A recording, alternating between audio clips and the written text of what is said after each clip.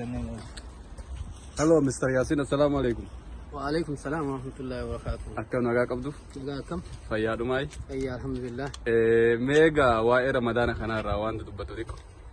رمضان برنا حالات دتين كان صوممو كناف نم هندو mana ساتاي Ayyee. كان كوبا دان يادان أكو nama wal bira jirutti kan dabarstaa Ayyee. kanaaf wanti godhamuu qabu du'aayidha kan barbaachisu Du'aay nuubani waan marre.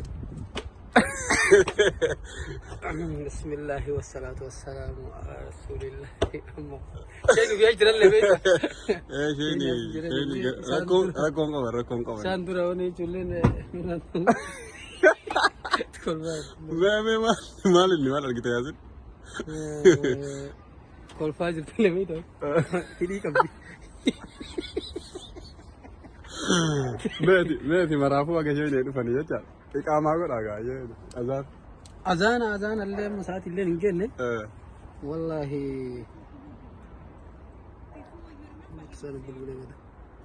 Eenyu bilbile nama kaasiga.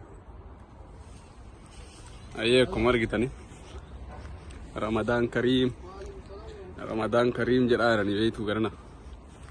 So baga isiniin ga'e isinillee jalattiin waan biraa keessa jirti jobbu. Abbo atillee koo waa jedhiga. Koo waan jedhan kana jedh.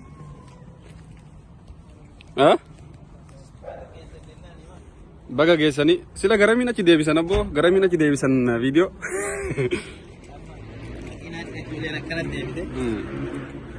أرجتني كاروشي نوركا جمعنا.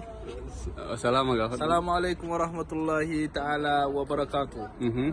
الشمع هرقة فوني أكم جرتو.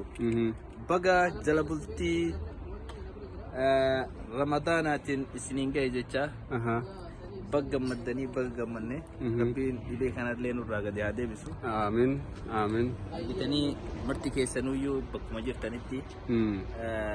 tokko tahun lama tahun sadi tahun aga dandeettanitti rabbiif jecha tarawih keessanillee manuma keessanitti dhaabata rabbiin dhibee kanallee nurra haa deebisu inshallah gara akiraatitti akka masgiidatti deebineetti nu marti kennayyuu tarawih waliin dhaabannu guddaa rabbi irraa qabna inshallah ka taani siyaasinillee ay jiranii waan irraa hafee ممكن وحقوتني وبالله التوفيق والسلام عليكم ورحمة الله تعالى وبركاته.